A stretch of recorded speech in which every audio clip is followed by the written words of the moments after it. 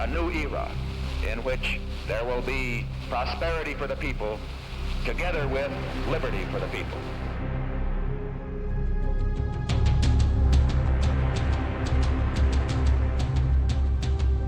The question is, why are we supporting El Salvador? No, the question was, why are we killing priests in El Salvador? The answer is we're not. Now you be quiet. President Cristiani is trying to do a job for democracy, and the left-wing guerrillas must not take over El Salvador.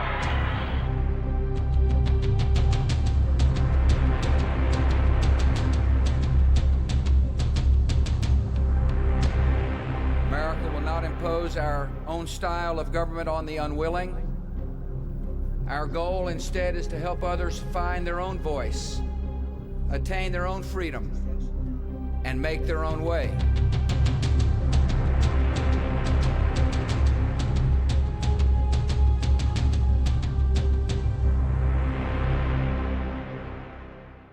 This film is about the struggle of people to free themselves from a modern form of slavery. Richard Nixon, President of the United States, once said of Latin America, "People don't give a shit about the place." He was wrong. The grand design of the United States as a modern empire was drawn on the hopes of an entire continent known contemptuously as the backyard. The extraordinary witnesses in this film describe a world not as American presidents like to see it, as useful or expendable. They describe the power of courage and humanity among people with next to nothing. They reclaim noble words like democracy, freedom, liberation, justice, and in doing so, they are defending the most basic human rights of all of us in a war being waged against all of us.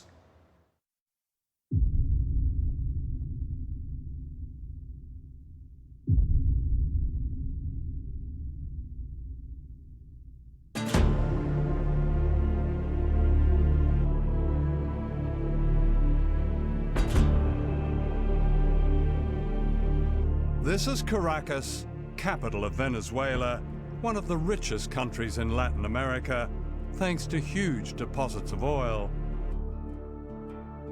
The rich in Venezuela live in leafy suburbs with names like Country Club. Their spiritual homes are Miami and Washington.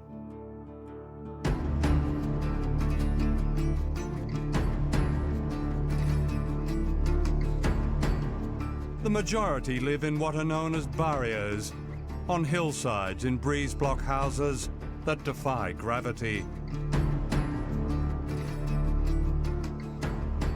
In the past, these people have been invisible, excluded from their own society. Today, they display the confidence of those who know an extraordinary change has come to their lives.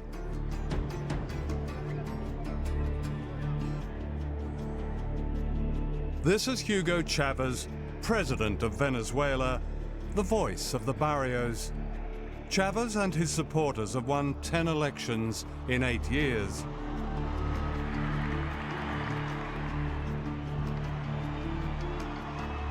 He's the symbol of an awakening of people power, driven by great popular movements that are unique to Latin America.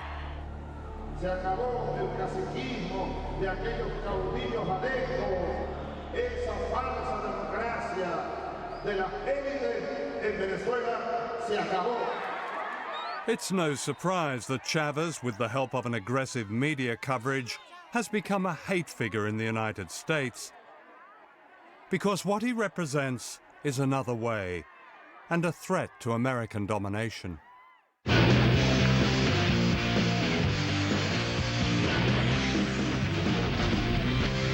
All right, now, Hugo Chavez, the criminal, speaking of criminal, government of Venezuela, offering... The criminal? The criminal, it's a criminal government. In my opinion, in the opinion of a lot of people in our government, Hugo Chavez represents an extreme threat, not only to our nation, but to our hemisphere. He should have been killed a long time ago. By whom? And anyone who believes other... By anyone. Hay café por ahí. Absolutely. Do you want a cup of coffee? Yes, yes. Era una de mis lecciones de inglés de secundaria. Do you want a cup of coffee? Do you want a glass of milk? Do you want a glass of water? English lesson 1. Let me ask about you personally. I mean, traveling with you for the last couple of days, I've seen a man who is clearly deeply committed to what you want for the Venezuelan people. Could you describe where that came from? Yo nací en un hogar muy pobre, de campesinos, ¿no? Y me tocó vivir la pobreza. Yo fui un niño pobre, de pie descalzo. Mi padre maestro de escuelas rurales, mi madre también. Una abuela hermosa, india, que me llenó de amor. Mi abuela me enseñó mucho y aprendí de ella la solidaridad con los demás, el compartir el pan, aun cuando poco con el otro. Entonces me fui al ejército, a la academia militar, me hice soldado y ahí me conseguí con Bolívar.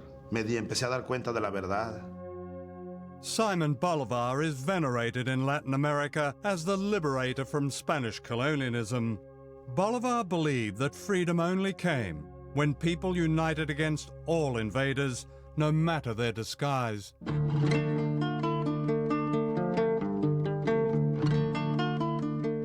Today, the people of Latin America are again rising up against an empire built on an extreme form of capitalism known as the Washington Consensus. Whole countries have been privatized, put up for sale, their natural wealth sold to foreign companies for peanuts. In Venezuela, they've said, no more.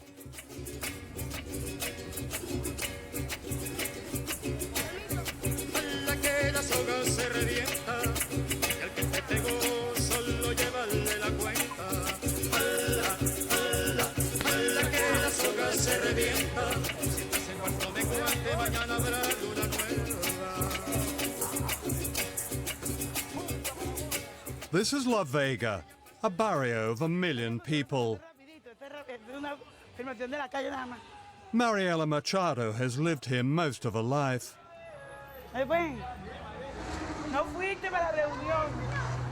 She knows what it's like to be excluded in her own country. Mira, yo tengo un hecho muy concreto. En los mapas, todos estos cerros, las casas que tienen allí, aparecían áreas verdes. Así aparecíamos áreas verdes antes del gobierno de Chávez. Antes del gobierno de Chávez no nos sentíamos incluidos en la sociedad. This is called a mission. It's a kind of parallel government designed to bypass the old bureaucracy and deliver real benefits to ordinary people. This is raw democracy, a triumph of the grassroots. Today they're discussing the dream of owning their own homes for the first time. Nosotros no queremos título por tener título. Uno de los objetivos de ser propiedad de la tierra, más que el título, es tener la propiedad para urbanizar, para tener los mismos derechos que por muchos años hemos sido negados. Eso es lo más importante. Si nosotros, de que el que reciba el título, no, ya yo estoy listo y me voy, y no venga a la asamblea parroquial, porque después del título hay otras cosas mejores, es la urbanización de nuestros barrios.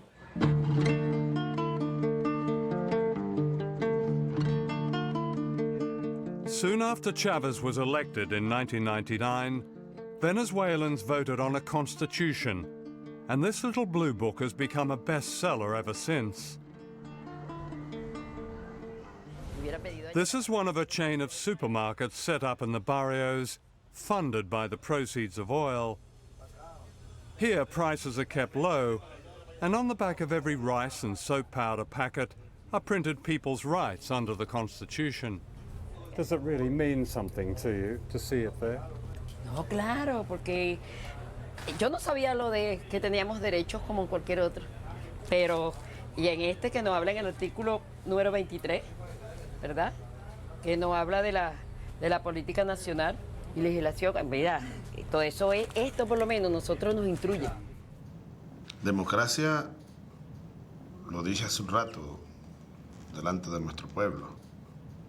Como dijo Lincoln, son definiciones sencillas. Ahora, lo difícil es llevarlo a la realidad. Aquí estamos llevándolo a la realidad. Gobierno del pueblo, por el pueblo y para el pueblo. A una sociedad de incluidos y de iguales, donde no haya exclusión, donde no haya miseria, donde reinen los valores humanos.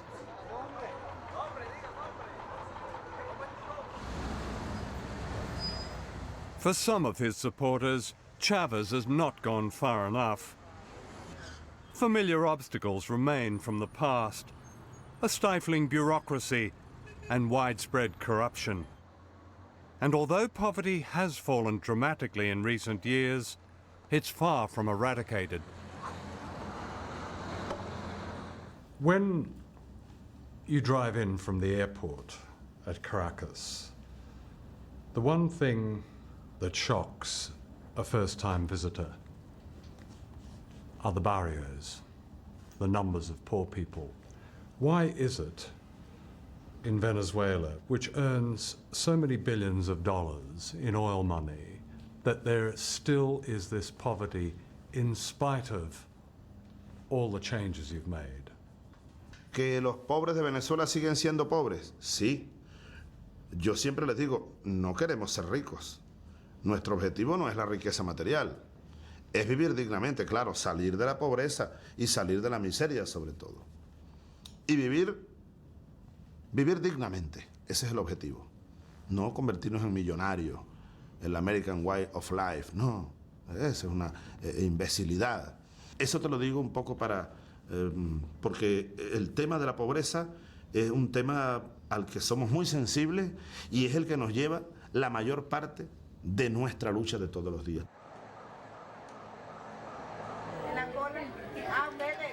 The daily struggle is made easier here. 10 years ago, this clinic would not have been dreamed of. Now, all over Venezuela, ordinary people have free health care, many seeing a doctor for the first time in their lives. Están haciendo un documental sobre Venezuela. Perdona la interrupción.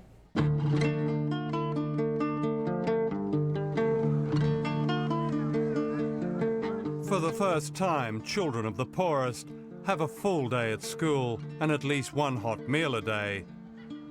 They're learning history and music and dance, often for the first time, and all of this is free. Under the Constitution, the poorest housewives are now paid as workers.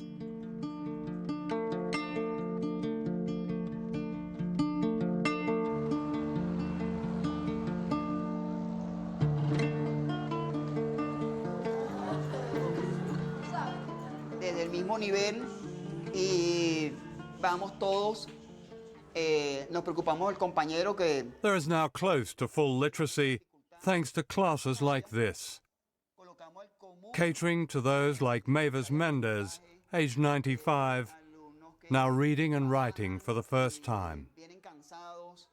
Significa mucho para nosotros.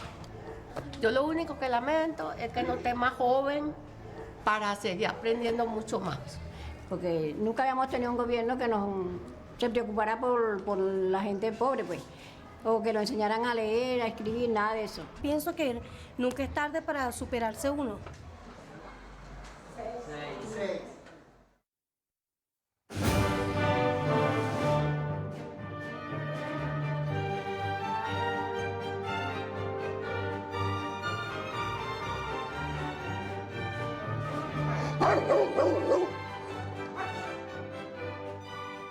This is East Caracas, home to some of the wealthiest people on earth, and what they call here the middle class.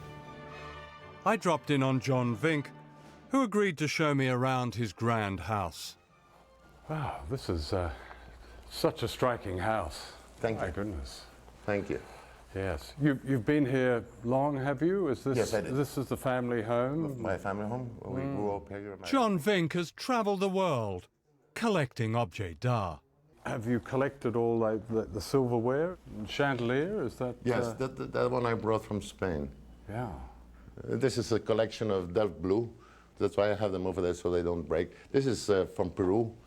It's silver. But you're thinking of leaving? Yes. Yes. Why is that? Well, the situation of the country. It's getting day by day worse, and so. Well, in what way? Can you? In the political way. Yeah. We thought that this gentleman that's now in power, that he would change the whole situation, because it was a mess. Yeah. But now it's a whole mess. John Vink's view is echoed by Venezuela's powerful media. Mostly privately owned, it combines banality with hardline anti-Chavez politics. Al regreso, veremos otros peligros en las nuevas decisiones oficiales. Que Venezuela se enrumba hacia un régimen muy similar al que impera en la isla de Cuba. Etcétera. Pero a nivel del gobierno, que es el socialismo del siglo XXI, sencillamente el control total por parte del Estado de la sociedad, pues. I mean, a number of journalists now say, well, there is censorship. They have been censored. How can that be? They speak out every morning. They have their shows every day. They speak out, you know, constantly against the government every day. I mean, how can they say this? I don't know if you have seen the programs that they have. Well, anybody that comes to Venezuela and spends 2 days looking at these channels knows that there's no censorship in Venezuela. You just have to sit down and see those opinion programs between 6 o'clock and 8 o'clock in the morning. Hugo está evolucionando de fascista a nazi. ¿Qué es un nazi con diferencia a un fascista? Fundamentalmente que el nazi asesina. I mean, I don't think in any part of the world you hear the things that they say about President Chavez, about his cabinet, his ministers, the governors, the policies, whatever. I mean, it's even obscene in some ways. It seems to me that everything, including the weather, is being blamed on Mr. Chavez. Nobody blames Mr. Chavez for the weather because it's the only thing left which still works, okay? All the other thing fell apart entirely. We're talking here 1914, Bolshevik revolution, Russia. This is what's taking place here. And if you go now to... Wait a minute. Look, we're sitting here in your wonderful apartment overlooking Caracas. In Venezuela, you say, es su casa. This is your home. And if you're comparing this with the Bolshevik Revolution, there are no revolutionaries banging on your door, and none of your companies have been invaded. Your good life hasn't really changed. It hasn't changed, has it? Yeah, but as I said before, it is now on a wait-and-see position. If I had come today on a 2-year contract, as I did in 1976, I would fulfill my contract, pack my luggage and go, because I don't see any more future. His critics accuse Chavez of building another Cuba, of being another Castro. And although he recently announced temporary presidential powers that bypass Parliament, he maintains that his aim is solely to speed up reform.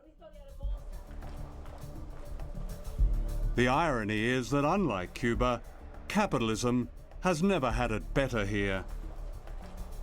At the Caracas Motor Show, Ferraris and other luxury cars are sold.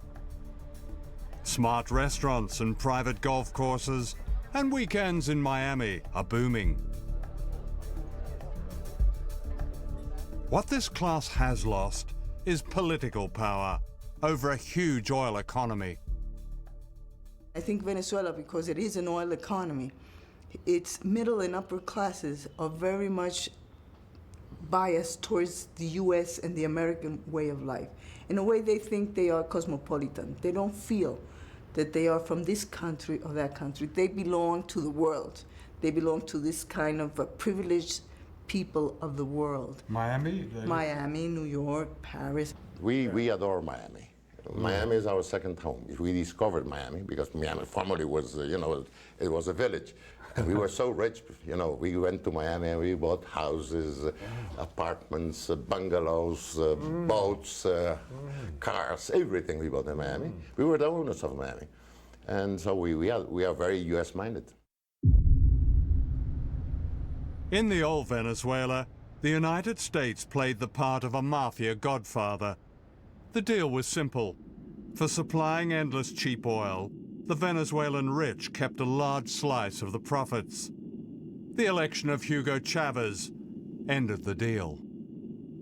Obviously, Venezuela is important because they're the third largest supplier of petroleum.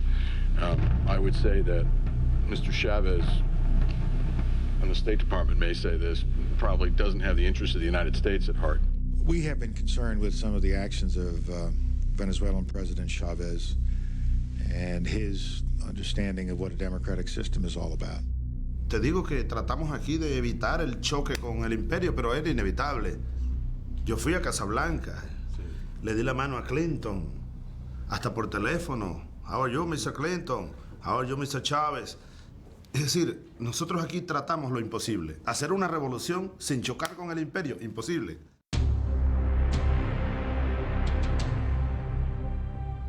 In Washington and Miami and the country clubs of Caracas, getting rid of Chavez became an obsession.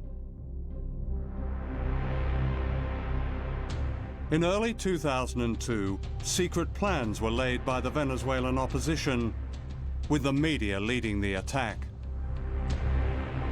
¿Usted cree que el presidente de la República está loco? Va llegando el momento en que todos hablemos de la transición, sin Chávez, por supuesto. Anti-Chavez protesters took to the streets, their anger inflamed by the media. Nunca ha venido alguien tan feo y tan malo como esto. Hugo Satanás Chávez Frías es el anticristo, es el demonio, es el diablo, es diantre, Lucifer. Él es el único que sobra aquí. The campaign to overthrow Chavez came to a head on April the 11th, 2002. An anti-Chavez protest march was called in the center of Caracas.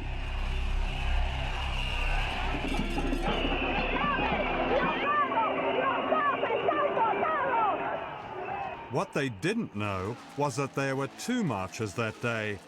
The other one was led by Chavez supporters outside the presidential palace, known as Miraflores. The two rallies were supposed to be kept apart, but then an extraordinary series of events unfolded. Without warning, the opposition marchers were redirected to the presidential palace by one of the organizers. Y él les dice, bueno, vamos hacia el palacio, vamos a desviar la marcha hacia el palacio de Miraflores. People tried to stop the march from changing course, but the organizer was having none of it. Le dice, no, en esta vaina mando yo y tú mandas en tu casa. Esto ya está programado y se va hacia Miraflores. The opposition marchers were suddenly herded towards government supporters. As they approached the palace, shots rang out.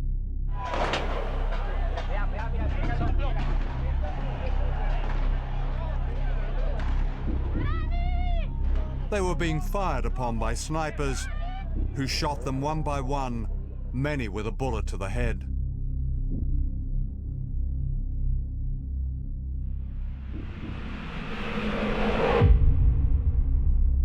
Soon afterwards, these pictures began appearing on anti-government TV, blaming the shooting on Chavez supporters on a city bridge. Disparaban y apuntando y descargando las armas automáticas. Bueno, eso queda para la historia, pero gracias a Dios que hay estas evidencias. Y apuntando a la gente que pacíficamente estaba ahí abajo. Esto es una salvajada sin nombre. ¿Eso es lo que llaman revolución? However, as this camera angle reveals, there were no opposition marchers on the street below the bridge.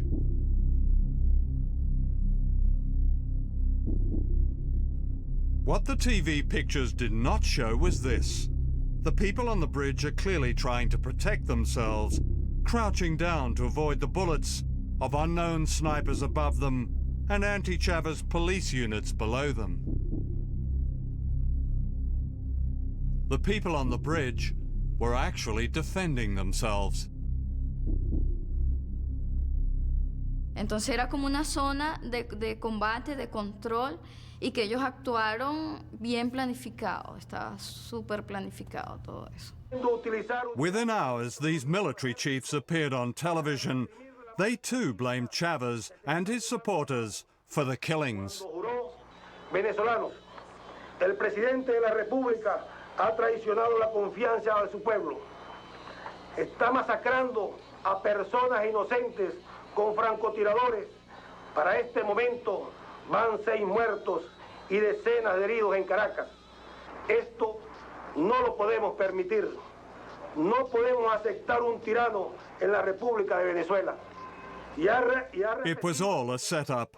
The CNN correspondent in Caracas, Otto Neustald, later revealed that the generals had recorded their statement before the shooting. El día 10 en la noche me llaman por teléfono y me dicen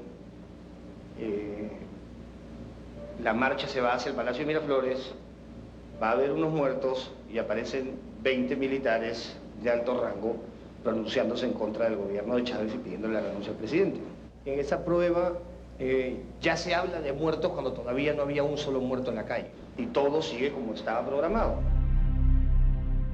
Soon the presidential palace was surrounded by renegade army officers. Inside, Hugo Chavez was delivered an ultimatum: resign or be bombed. One of his cabinet ministers broke the news. Políticamente, que quede en evidencia que esto fue un golpe de Estado. No es que él renunció, pero el presidente no renunció. Okay. No renunció y entonces va preso, porque es un golpe de Estado. Okay. ¿Qué? Que lo sepa el mundo. Que lo sepa el mundo.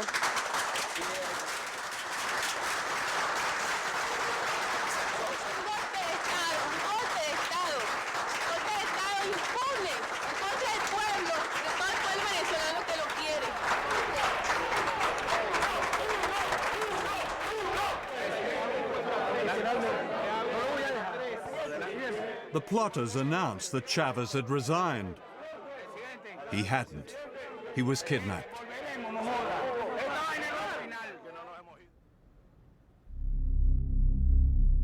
The following morning, an unelected dictator was sworn in. He was a leading businessman called Pedro Carmona.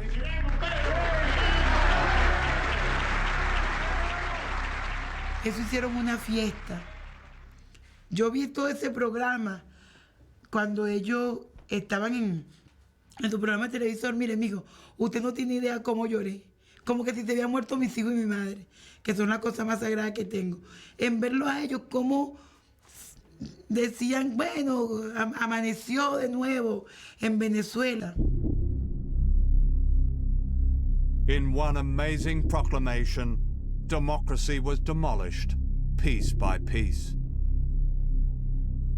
Se suspende de sus cargos a los diputados principales y suplentes a la Asamblea Nacional.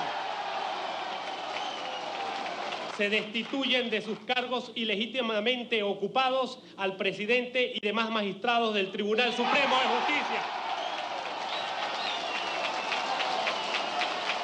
Así como al fiscal general de la República, al Contralor General de la República, al Defensor del Pueblo y a los miembros del Consejo Nacional Electoral.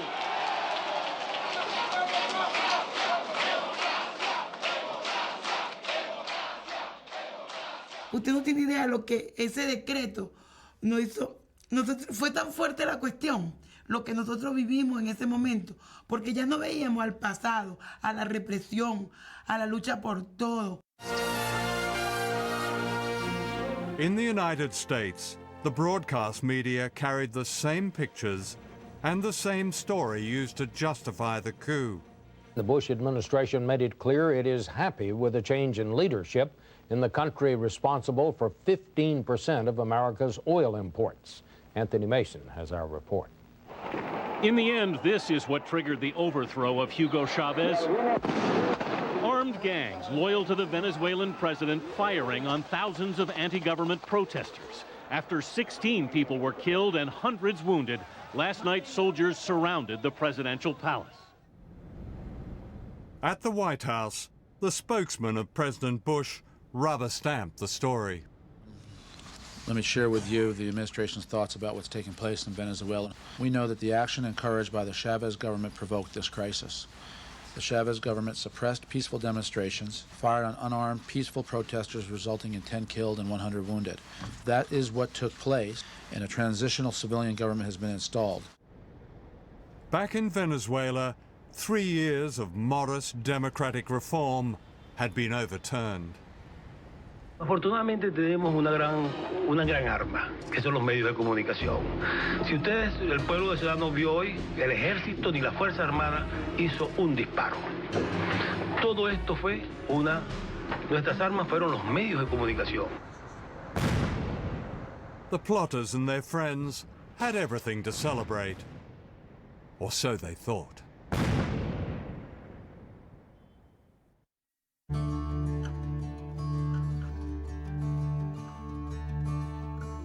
The next morning, distraught people began phoning one of the independent radio stations still broadcasting. Que tanto nos ha costado a los venezolanos.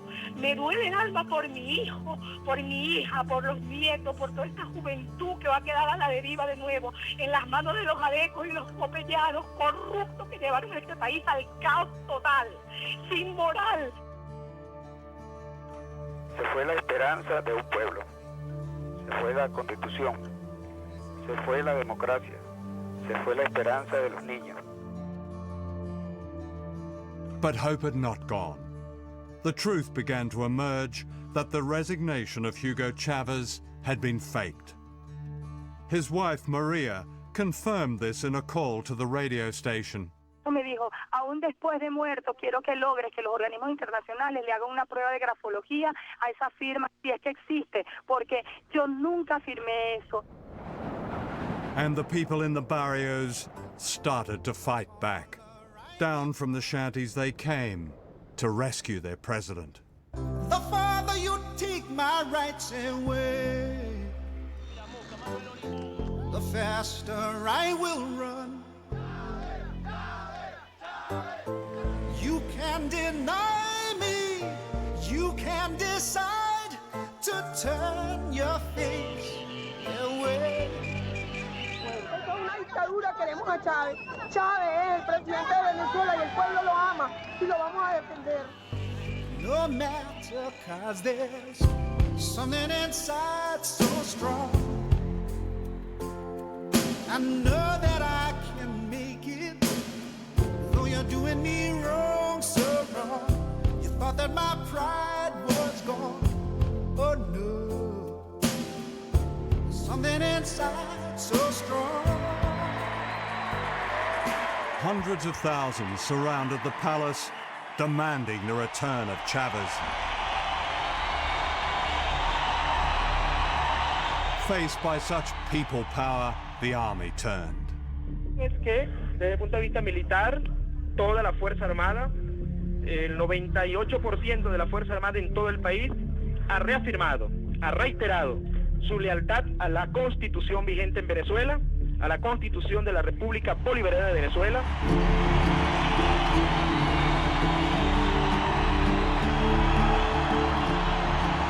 Roared on by huge crowds, the Presidential Guard who had gone into hiding retook the palace, and the plotters fled. Los muchachos, los policías militares que estaban dentro de Miraflores, empezaron a levantar la bandera. Eso también nos dio más fuerza todavía a que no estábamos solos. Y ahí nos quedamos hasta que empezó a venir un helicóptero. Venía un helicóptero a medianoche que llegó a Miraflores y ahí sabíamos que venía Chávez. Eso fueron una hora de gloria para nosotros en vez que llegaba.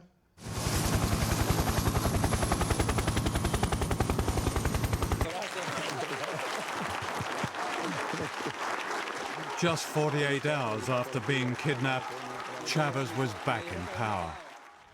Creo que la prueba suprema fue el golpe de Estado de abril 2002. Fui hecho prisionero, me llevaron, pensé que iba a morir. Ahora el pueblo venezolano, los pobres, sin armas, se fueron por cientos de miles a las calles, por millones, a pedir por mi vida y a pedir que vuelva Chávez. Entonces a mí no me queda más nada, después de eso sobre todo, que dedicarle todo lo que me quede de vida a ese pueblo, sobre todo a los más necesitados, sobre todo a los más pobres.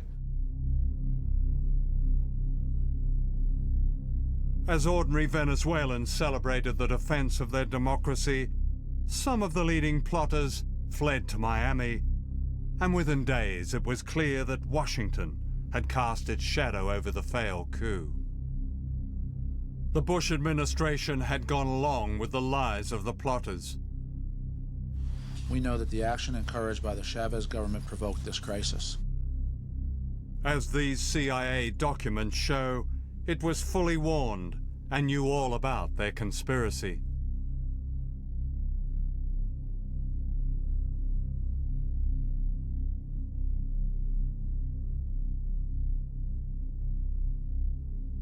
Washington claims that it warned Chavez about the coup.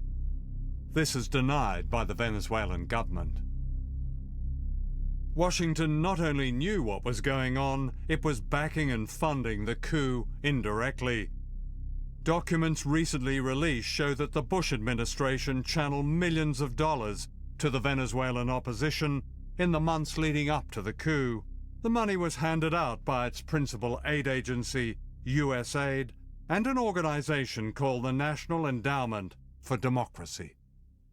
During the 6-month period prior to the coup in April 2002, the U.S. government invested more than $2 million into financing these organizations that they knew at least 6 months before were planning to overthrow the government. You're essentially saying post hoc ergo propter hoc, because it happened after. I don't think our viewers will understand that. If you could translate that. Just because it happened after we provided support to these groups doesn't mean that it happened because we provided support to these groups. Yes. It is a logical fallacy.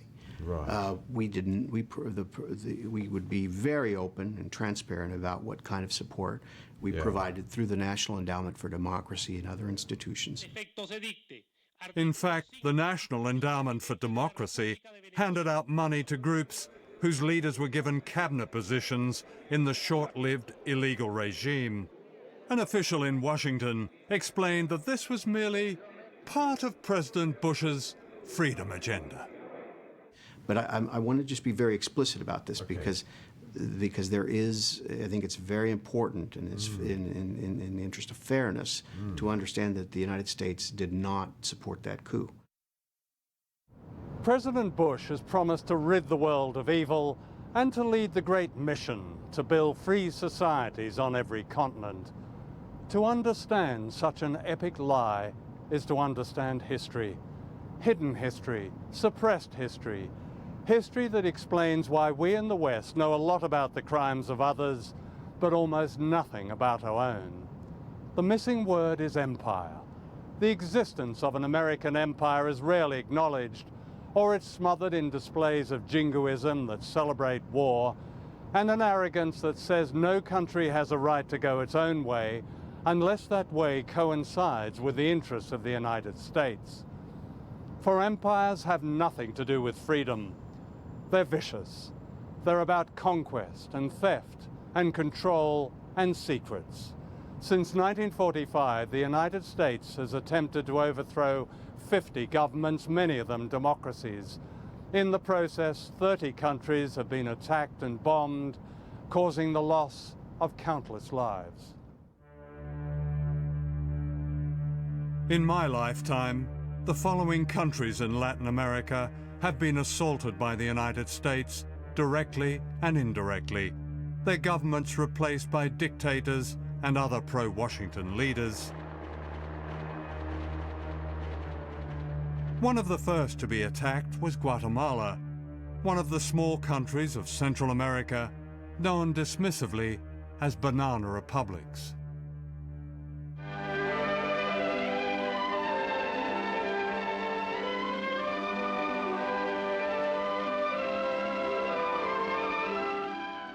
This is Guatemala City as seen from the air.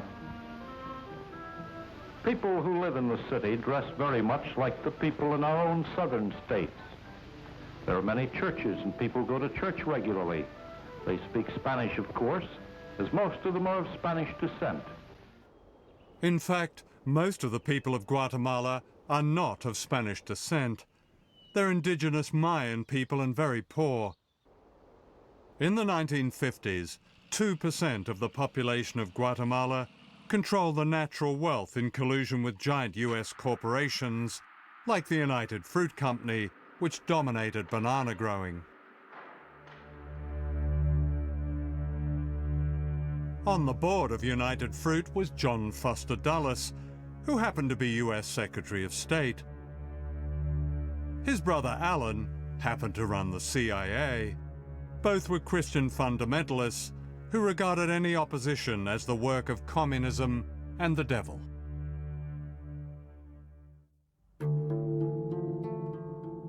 In 1950, this man, Jacobo Arbenz, became the first Guatemalan leader to be democratically elected by a majority of his people, who saw in him the hope of social justice. He was the Hugo Chavez of his day. What was going on in Guatemala is that there was a democratically elected president in 1950, Jacobo Arbenz, who sought to institute a series of New Deal-style reforms in which the state had a greater role in both developing the economy and redistributing wealth. And the centerpiece of that was a land reform. Arbenz was far from radical. His land reform policies were modest. But Washington was having none of it. Howard Hunt was then working for Alan Dulles' CIA. So they said a decision has been made at the highest levels of our government to rid Guatemala of the Arbenz regime, and we would like you to participate in it. You will be the chief of propaganda and political action. In Guatemala, what the CIA did was mobilize every facet of American power. It didn't just isolate Guatemala militarily and diplomatically, but it used the techniques of social psychology in the nearly year-long campaign, which created a sense of crisis in Guatemala. What we wanted to do was have a terror campaign to terrify Arbenz particularly, terrify his troops, much as the German Stuka bombers terrified the population of Holland, Belgium, and Poland at the onset of World War II. And that's what they did, so that the United States could control the economy of Guatemala, destroying the dreams of its people. We sowed confusion through the countryside. And of course, by this time, we had aircraft flying over and dropping leaflets and doing a little harmless bombing. A little harmless bombing and a CIA terror campaign cost thousands of lives.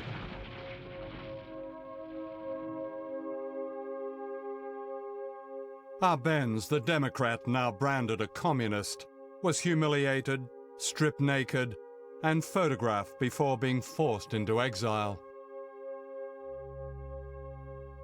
Richard Nixon, then Vice President of the United States, flew in to congratulate the new dictators. That Guatemala is going to enter a new era in which there will be prosperity for the people, together with liberty for the people. General Rios Montt was to be one of Washington's faces of liberty. During his time as president in the 1980s, thousands of people were murdered by death squads, most of them indigenous men, women, and children. His guns and helicopters came from the United States. President Reagan flew in to warmly endorse the general, whom he described as a man of great personal integrity. In the CIA, we didn't give a hoot about democracy. I mean, it was fine if a government was elected and would cooperate with us, but if it didn't, then democracy didn't mean a thing to us. And I don't think it means a thing today. The crushing of Guatemala was Washington's blueprint. 4 years later, Cuba, just 90 miles from Florida, threw down the first direct challenge, ending Cuba's humiliation as a North American colony a playpen for drug barons and the mafia. Se han encontrado con que la revolución cubana sabe también pelear y ganar batallas en este campo. Washington would never forgive Fidel Castro. Under the government aegis, we had task forces that were striking at Cuba constantly. We were attempting to blow up power plants. We were attempting to ruin sugar mills. We were attempting to do all kinds of things during this period. This was a matter of American government policy. This wasn't the CIA. Cuba's achievements in healthcare and education are widely respected. However, for not bowing to the greatest power on earth, the Cuban Revolution has paid a high price. A 45-year economic war waged by the United States and the loss of vital democratic freedoms.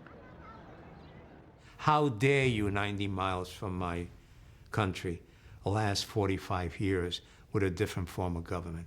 How dare you haven't allowed American corporations to buy you out? How dare you continue this arrogance that says that you will never succumb to us? Don't you know who we are? Don't you know who these corporations are? Don't you know your life would be better if you could drink Coca-Cola every day? What justified the attacks on Cuba and other Latin American countries was the so-called Red Menace. We all know the atomic bomb is very dangerous. Since it may be used against us, we must get ready for it. First, you duck, and then you cover. And very tightly, you cover the back of your neck and your face. Propaganda like this excused every American invasion, every toppling of a government, every assassination, every act of terrorism. The real threat was an orchestrated paranoia in the United States that became a super cult called anti-communism. The true goal of the United States government is control. And they feel that if the United States did not control the governments of Latin America, then somebody else would. And the principle of government by the people, for the people, of the people, that is just silly.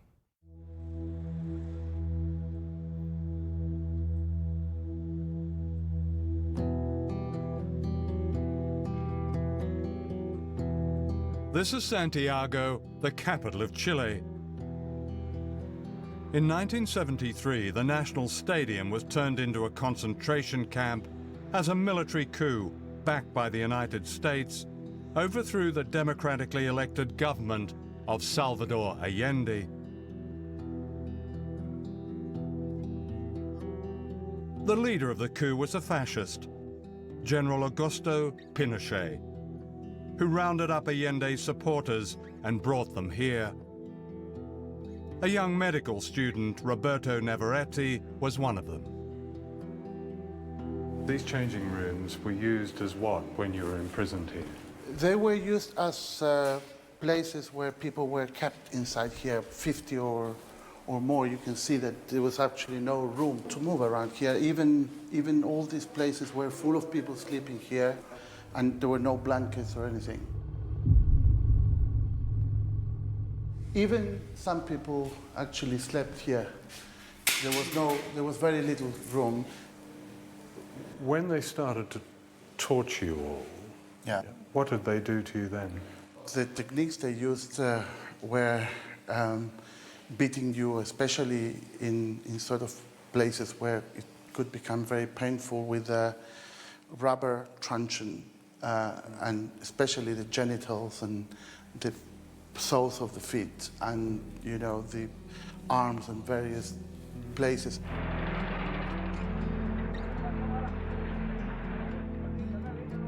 Over 2,000 people were confined here, many of them never to be seen again. Victor Jara was Chile's greatest balladeer. His songs had celebrated the popular democracy of the government of Salvador Allende. He was taken to the stadium, where he was a source of strength for his fellow prisoners singing for them until soldiers beat him to the ground and smashed his hands. In his last poem, smuggled out of the stadium, he wrote, "What horror the face of fascism creates. They carry out their plans with knife-like precision. For them, blood equals medals. How hard it is to sing when I must sing of horror, in which silence and screams are the end of my song." After 2 days, they killed him. How old were you? I was 18. 18? Yeah. Oh. Does the fear that you experienced then, is that something that imprints itself on the rest of your life? Yes, but we felt it was part of what we were trying to build in this country. What they were trying to build was a just, equitable democracy that took control of Chile's economy from the United States and its proxies. For the invisible people of Latin America, Chile under Allende became an inspiration. In Washington, President Nixon secretly plotted to destroy the Chilean economy. "We're going to make the economy scream," said Nixon.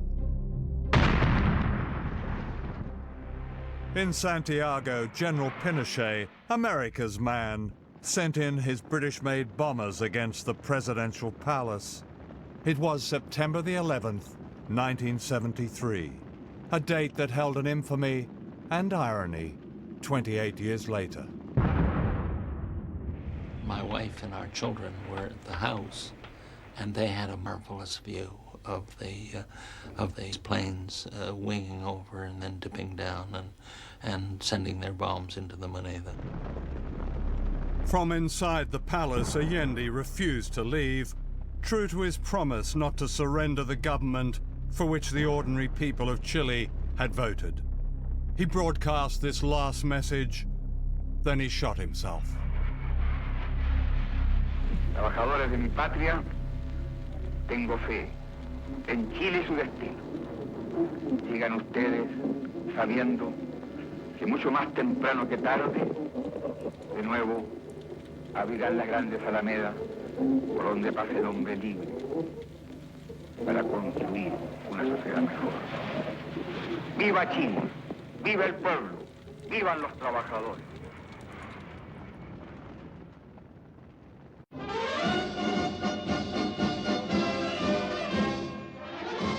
With General Pinochet in power, Washington again denied it had destroyed another democracy. We had no contact with any of the people that carried out the military coup, and therefore the coup that overthrew Allende was done without contact with the United States. A very different story is told by these secret documents. In October 1970, the CIA cabled its man in Chile. It is firm and continuing policy that Allende be overthrown by a coup. When that happened 3 years later, a U.S. official cabled back to Washington. Chile's coup d'etat was close to perfect. Fascism is a word that's often misused, but you've experienced it, the real thing. Yes, I think so. I think When did you realize that you were ensnarled by fascism? When did it manifest itself? I think it was evident from the very beginning, the ferocity, the sheer brute force that they use, the disregard for any kind of human dignity. I mean, their aim was really to make you into a thing, I think in order to protect themselves, because if they made you into a thing, then they didn't have to have human feelings towards you. They dehumanized you from the very beginning. Once again, a Latin American elite was delighted to be rescued by fascism. A country has to be well set, has to be well run, well worked, and see that everyone does the work. Because if they don't, and that country goes to the dogs. And this is the one man that's been able to hold them. I don't believe there's any torturing done in this country. Because you understand one thing. Why torture somebody when you can shoot them?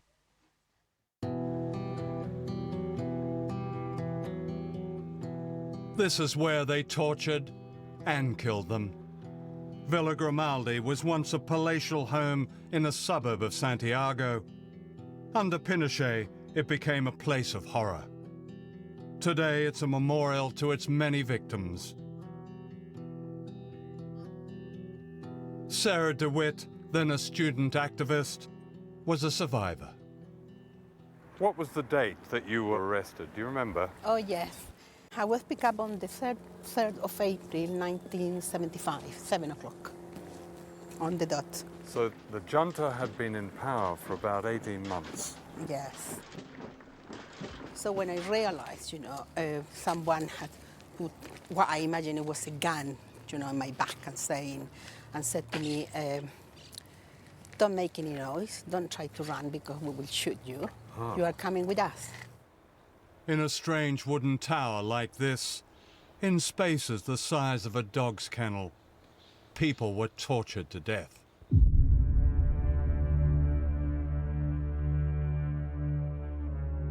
They took me to this room.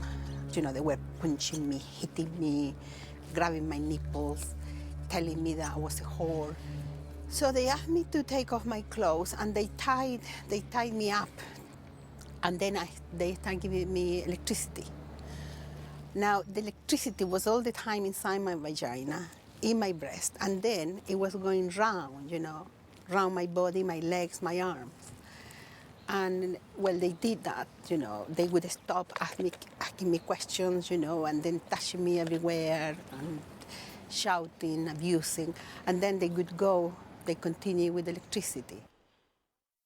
Duane Claridge was head of the CIA's Latin American division in the early 1980s.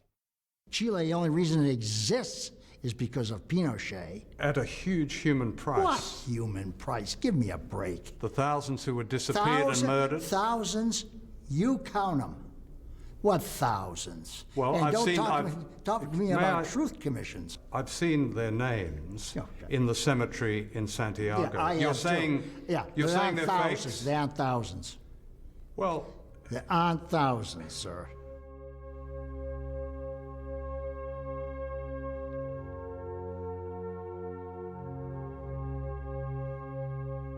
There are thousands, each name documented by human rights organizations, some of them remembered here on the memorial wall at Villa Grimaldi. You have a couple of friends there, like Jacqueline? Yes, I have friends, mainly people from my training. There is a girl there, Jacqueline Drugy, another one, Cecilia Labrin. She was pregnant, Cecilia, 3 months pregnant when they took her. They took another woman, Elizabeth Recas. She was 7 months pregnant. She went missing as well. Doesn't bear thinking about, does it? No, because sometimes, I think about what were they feeling, when they were being killed, and why, and well, sometimes I think too much and I start feeling, like the pain. What do you feel when you are being killed? And in such a way that I find frightening, really. Yeah. Because you wish, that you could have done something for them. Such the isolation, you must feel totally, I don't know, what do you think, really? Alone. Yeah, very, very much alone.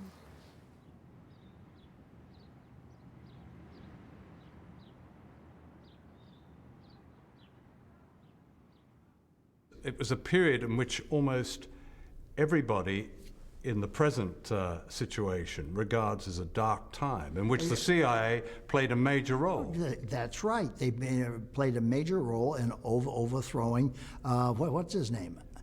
What's his name was Salvador Allende. Yeah, fine. Okay. He was democratically elected. Right, okay. Is that okay to overthrow a democratically elected government? Is it okay? It depends on what your national security interests are. Are you denying that Pinochet caused huge suffering in that country. I am huge, I don't buy. That he committed crimes, I agree. But it's worth it. Huh? Is that what you're saying? Those crimes are worth it? Yeah. Sometimes, unfortunately, things have to be changed in a rather ugly way. Levántate y mira la montaña, de donde viene el viento, el sol y el agua. Tú que manejas el curso de los ríos.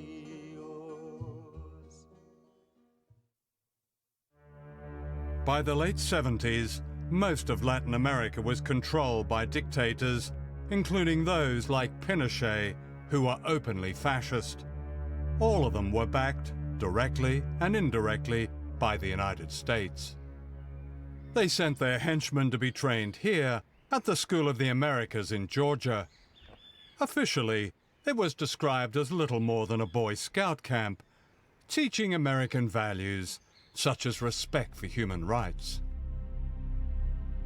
In fact, from these manuals were taught interrogation and torture techniques. Major Joseph Blair taught at the School of the Americas in the early 1980s.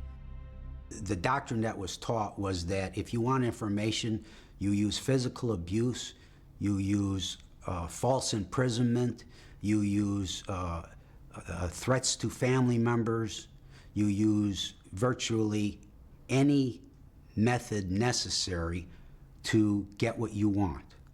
Torture? And killing. Kill them? Killing. If there's someone you don't want, you kill them. If you can't get the information you want, if you can't get that person to shut up or stop what they're doing, you simply assassinate them, and you assassinate them with one of your death squads.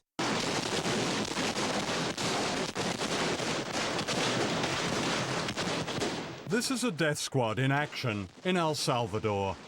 Actually, it's the National Police, many of whom were trained at the School of the Americas.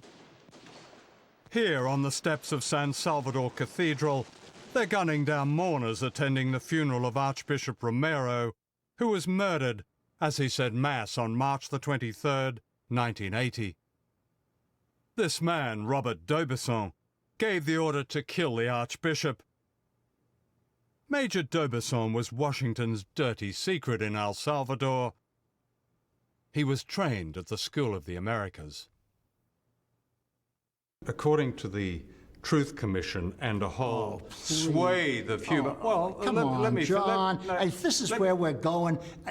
You're wasting my time. That's all bullshit. Those people all had agendas. So it was bullshit that the Salvadorian military were murdering tens of thousands of people. I bet you can't count more than 200 in the whole 10 or 12 years. We can count 200 in this one village alone. They were mostly women and children, systematically murdered in just one day and night in December 1981 in the village of El Mazote. The killers belonged to a special battalion of the El Salvador Army, trained by the United States. There were few survivors. Vio que las mujeres se abrazaban llorando y gritando que no las mataran. Yo, por estar peleando por mis hijos, no los quería dar, no los quería dejar yo, decía que me moriría con ellos, pero me los quitaron de mis brazos. Cuando se oía que estaban matando a los niños por la noche, se oían los gritos de los niños y les gritaban a sus mamás y a sus papás. You're taking the stuff from these propaganda mills. And I'm not interested. What are the propaganda mills? All these things, this truth thing and all that. They're nothing but propaganda mills. Do you really think they're... I didn't know so. Are they all conning us, lying us? Yeah, Amnesty International? Amnesty International is right in the middle of it. During the 1980s, the years of Ronald Reagan in the White House, a trail of carnage and grief was blazed across Central America. I reported America's war against Nicaragua, which had the temerity to overthrow a Washington-backed dictator, Somoza. The CIA attacked Nicaragua with death squads known as the Contra. Why did Washington attack such tiny countries? Because the weaker they are, the greater the threat. People who can free themselves against all the odds are sure to inspire others. What right have you, when I mean you, the CIA, the United States government, or any foreign power, what right do you have to do what you do in other countries? What National right? security interests. But that's a divine right, isn't it? Because the people that you do it to have no say in this. Yeah, well, that's just tough.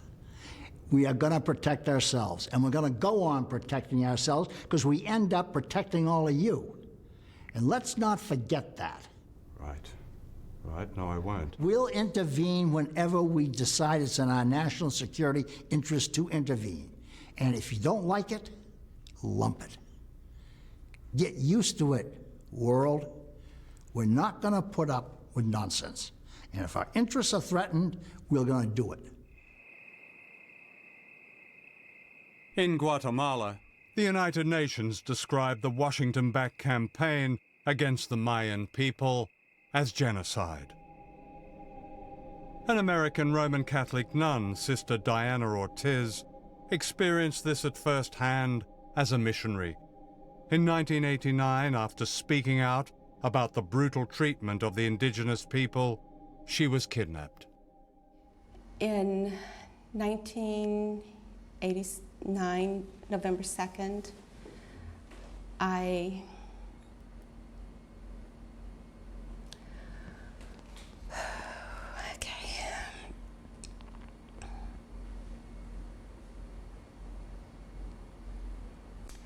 was abducted and I was put in a police car,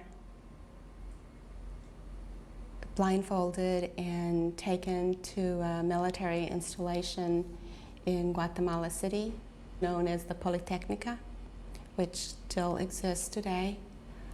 I was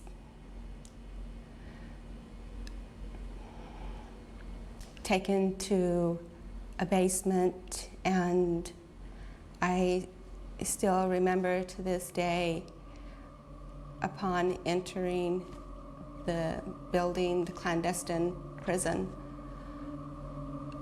hearing the screams of people being tortured.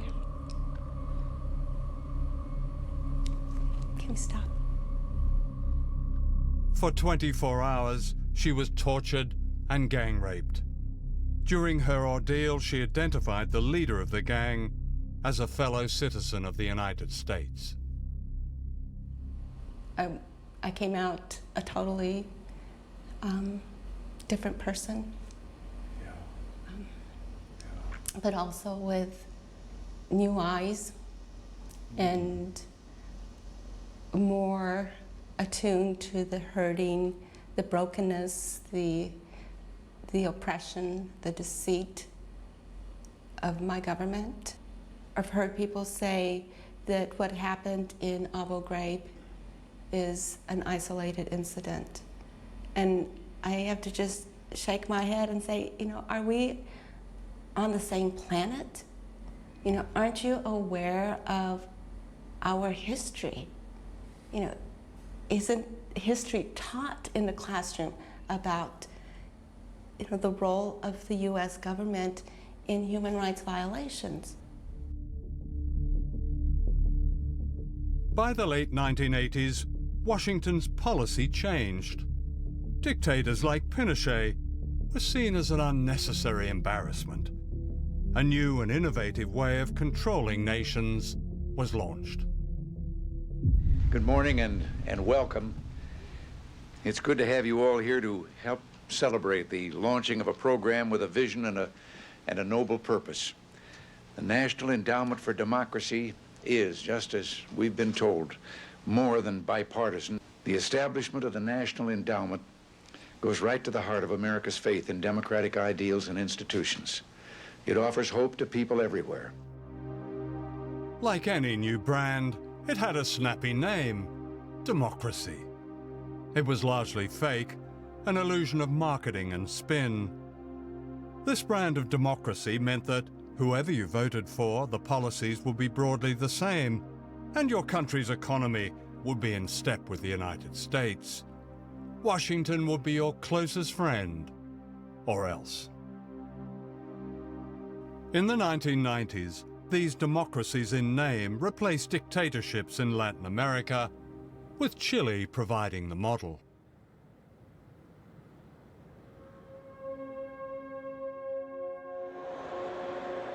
This is the commercial center of Santiago, Chile. On the surface today, everything seems normal, modern, prosperous. To the Bush administration, Chile is the very model of economic success. A laboratory experiment, according to the magazine Business Week. Much of life has been privatized. There are now billionaires, and the rich are getting richer. Pinochet fixed the country. Who says? The United States says. No. The World Bank says, the Inter-American Bank says, everybody says it. He brought about an economic miracle in Chile. And I'm not saying he had the brains for it, but he had the brains to hire all these people, Chileans, who had studied at the University of Chicago, who knew something about real economics. Real economics were advocated by Milton Friedman, an extreme right-wing economist at the University of Chicago. Friedman was invited to perform his laboratory experiment on the economic life of Chile. The families of the tortured and disappeared were silent witnesses. Without irony, he called his experiment shock treatment. Please be seated. Well, thank you all very much. It's an honor for me to be here to pay tribute to a hero of freedom, Milton Friedman.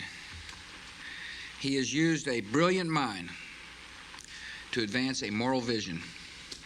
We have seen Milton Friedman's ideas at work in Chile, where a group of economists called the Chicago Boys brought inflation under control and laid the groundwork for economic success.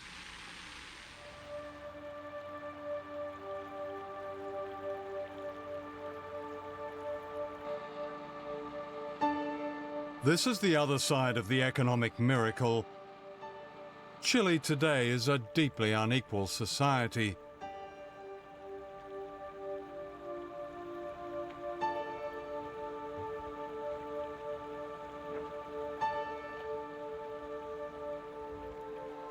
This shanty town is just minutes from Santiago's smart hotels. Hay tantos cesantes, hay miles de cesantes, los jóvenes, y el que trabaja no alcanza para nada. ¿Y con qué paga la luz? ¿Con qué paga el agua? Hay que comprar el gas, todas las cosas que hay que comprar. Diariamente la mamá dice, ¿qué hago para la comida de los niños? ¿De dónde saco dinero?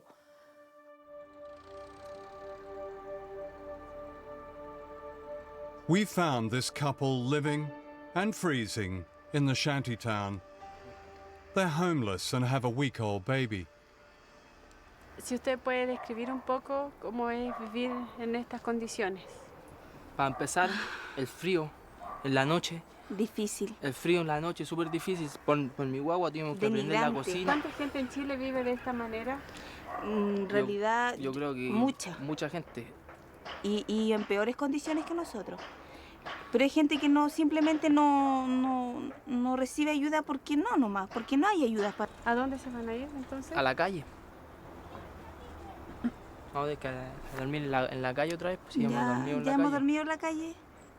En el extranjero, en Europa y en Estados Unidos y en otros lugares se dice que Chile tiene una reputación como un país rico, acomodado. Sí. ¿Qué es lo que ustedes dicen Eso, a eso? Sí, eso, yo creo eso que puede sí. ser, es verdad, pero Es para verdad, la gente pero que... eso para la gente que esa- tiene, no para nosotros. Chile is a democracy now, in theory. A complicated voting system splits the vote and discourages real reform. It's a product of General Pinochet, based on a constitution that's also a product of Pinochet. The general may be dead, but the power of the military remains. It's all very modern, the media is safe, and many believe it's wise to be silent, like the graves of their forgotten compatriots. It's Washington's ideal democracy. La dictadura tuvo un gran éxito en Chile desde el punto de vista de que estableció un modelo político, económico y social que todavía permanece hasta el día de hoy, porque en esencia no se ha cambiado la constitución que impuso la dictadura en 1980. No, nosotros no postulamos democracia porque esa palabra está tan manoseada que no se entiende. Aquí hay una persecución contra los pobres, y no es en Chile, en toda América Latina está pasando eso. Yo creo que la gente que estudia sabe que ese punto de seguir así va a reventar en alguna cosa eso. Yo pienso que el pueblo va a despertar y va a decir, basta, ¿hasta cuándo?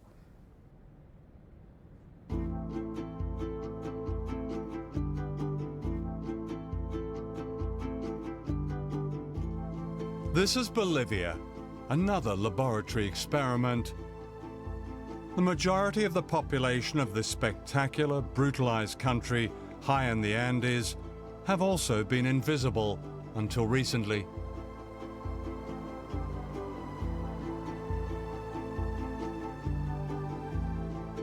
The indigenous people, the Aymara and Quechua, carry memories of a culture and civilization and wealth long before the Spanish arrived 500 years ago.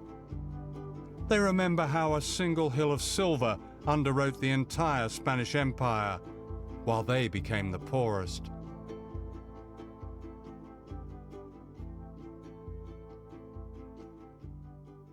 This is the National Congress of Bolivia. Until recently, the faces here were almost all white, the descendants of a tiny Spanish elite which plundered the nation's riches and reduced the indigenous majority to serfdom. It was a pattern of control repeated all over Latin America. The pattern has been broken in Bolivia with the rise of social justice movements of a kind never seen before, and whose democratic home is not Westminster or Washington or any other so-called model, but in the streets, the mines, the barrios, the fields. Governments that defy this popular power, this true democracy, do so at their own peril.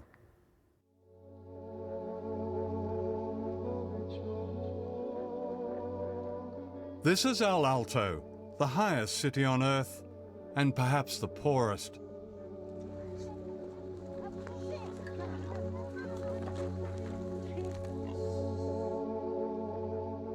The occupants of this cemetery on the roof of the world are mainly children.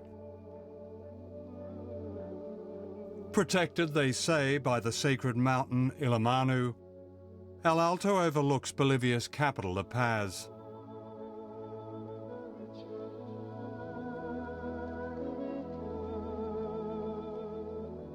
Juan Delfin, a priest and a taxi driver, has lived here for most of his life. Esta es una zona Villa Ingenio, cementerio general de Villa Ingenio, de la zona norte, de la ciudad del Alto. Y aquí hay una triste amargura.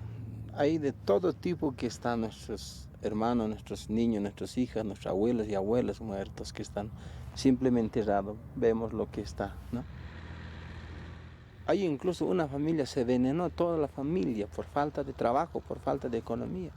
Primero el esposo lo envenenó a su esposa, a sus hijos, y él también se envenenó. Hay casos que hemos visto así. When I first came to Bolivia in the 1960s, El Alto barely existed.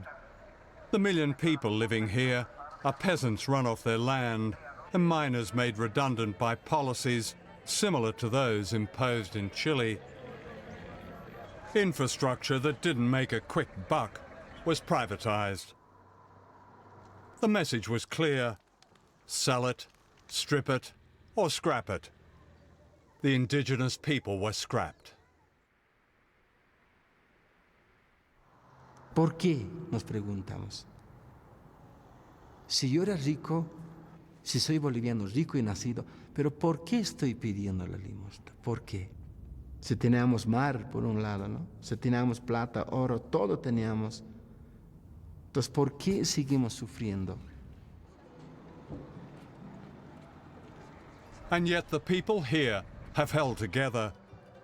Their sense of identity, their community.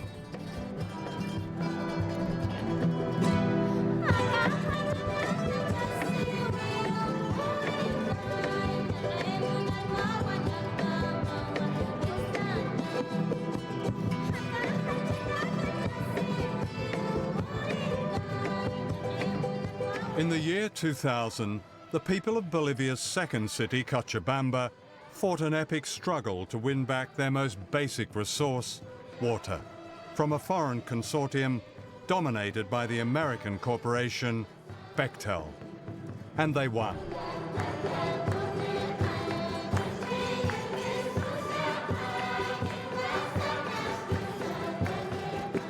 Three years later, in 2003, Bolivia's power brokers were about to get another shock. This is Gonzalo Sanchez de Lozada. Known as Goni, he was brought up in Washington. His English is better than his Spanish. They knew him here as El Gringo.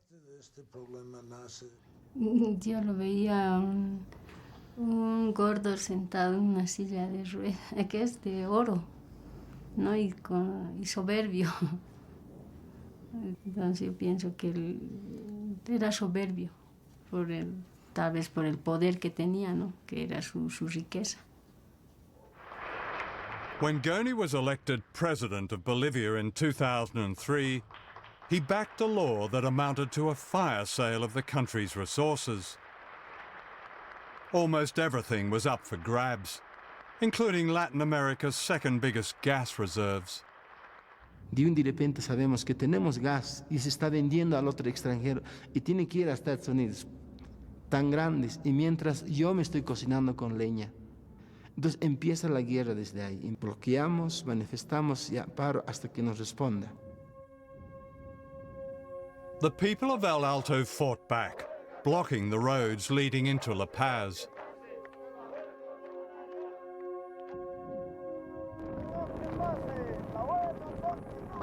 Se bloquee, que no se deje, que no vuele una mosca, decían, ¿no? La gente ya salía a bloquear y no dejamos pasar las movilidades, ¿no? Pero eso se ha ido ya, ¿cómo se dice? Intensificando. Goni's response was the traditional Latin American way. He sent in the army to crush dissent.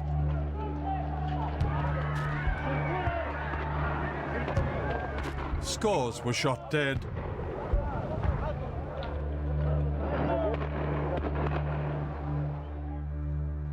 Many were brought to Juan Delfin's church.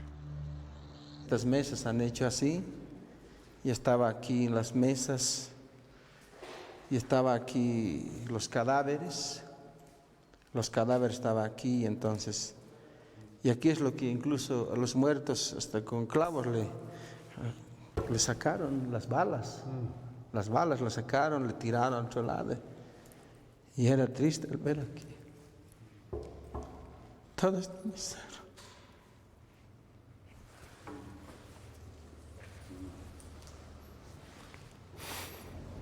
Todo eso era lleno aquí, puros doctores, estaba lleno, estaba aquí, ninguna gente, pero el olor era harto.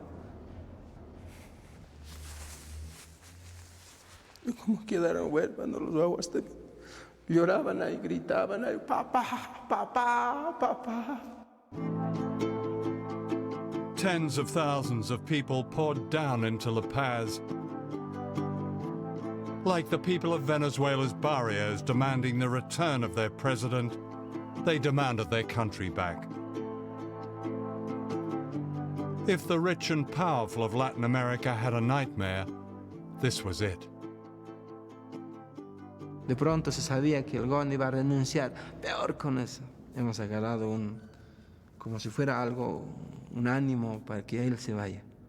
La meta era eso, para sacarlo a él. Eso era la meta. Goni fled to the United States and is today living in a smart suburb of Washington. In October 2004, the Bolivian Congress ordered his arrest on charges of bloody massacre. George Bush has said, governments that harbour terrorists are as guilty as they are. Pero toda esta oscuridad estamos así. El oscuro que nos ve. Toda la oscuridad. This extraordinary mural was painted by Juan Delfin. It's a cry of freedom from an entire continent. Todo mataron, pero nosotros defendemos este pueblo aymara con el pututo que defendemos nosotros, con la expresión de la voz, con el puño que tenemos y que manejamos nuestra bandera, que es nuestra huipala, la bandera, contra Estados Unidos. Este es Estados Unidos, la bandera de Estados Unidos. Contra eso estamos nosotros, porque ellos nos han hecho esto así. Es puño muy importante. Por eso cuando juramos, sí, esto es nuestro, y estamos así.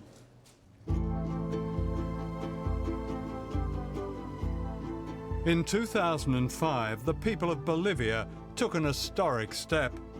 For the first time ever, an indigenous person was voted president in a landslide. Like Chavez in Venezuela, Evo Morales offered a new democracy and a new beginning. Quisiéramos que todos empecemos a trabajar. Se acabó las fiestas, se acabó la luna de miel, ahora es trabajo permanente para cambiar nuestra Bolivia. Sin duda que está creciendo, se está propagando por todo el continente de América Latina, el Caribe, pero sobre todo en Sudamérica. Yo me la paso recorriendo esta América Latina desde Buenos Aires hasta Brasilia, Montevideo, La Paz, y por todos lados hay un fervor desatado, hay un fervor. In Latin America, there's now a host of leaders offering new beginnings. Of course, history is crowded with heroes who offer new beginnings. The respectability of great power and its games and deals and plunder always beckon. If these new leaders succumb, their biggest threat may not be from Washington, but from the people on the hillsides. I was born by the river in a little tent. Oh, and just like the river, I've been running ever since. It's been a long time coming, but I know a change gonna come. Oh, yes, it will. It's been too hard living, but I'm afraid to die. 'Cause I don't know what's up there beyond the sky. It's been a long time coming, but I know a change gonna come. Oh, yes it will. El futuro es para mis hijos, para nuestros jóvenes. Y esa lucha no es solamente de Chávez, esa lucha es nuestra. eso que Chávez abrió, que reconoció nuestras luchas y que nosotros estamos dando con él, lo vamos a seguir dando.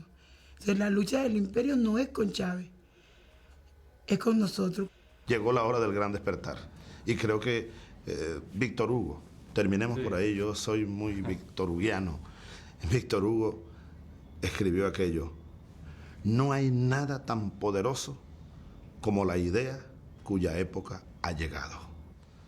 El imperio americano llegó a su fin y debe imponerse en el mundo, bueno, el imperio de la ley, de la igualdad, de la justicia, de la fraternidad. Muchas gracias, John. Perfecto. I want Muchas to gracias. see you again. What happened here at the National Stadium in Santiago, Chile, has a special place in the struggle for freedom and democracy throughout Latin America and the world. The vow is never again, and yet it has happened again at Guantanamo Bay and all the other secret places where imperial power, regardless of its democratic pretensions, hides and tortures its perceived enemies. The questions raised in this film are urgent. Are the lives and dreams of the ordinary people of Chile, like the people of Venezuela, like the people of Bolivia, like the people of Nicaragua, like the people of Vietnam and Iraq and Iran and Palestine, expendable, worth only a few seconds on the news if they're lucky? The answer is no. And those who see the world through the eyes of the powerful should be warned. People are rising from the tyranny and oblivion to which we in the West have consigned them. Indeed, their resistance is well underway, as this film has shown. I would say it never stopped and is unbeatable. I go to the movie and I go downtown. Somebody keep telling me don't hang around. It's been a long time coming, but I know a change gonna come. Oh, yes it will. Then I go to my brother and I say, brother, help me please. But he winds up knocking me back down on my knees. Lord, there've been times that I thought I could last for long, but now I think I'm able to carry on. It's been a long time coming, but I know change gon' come.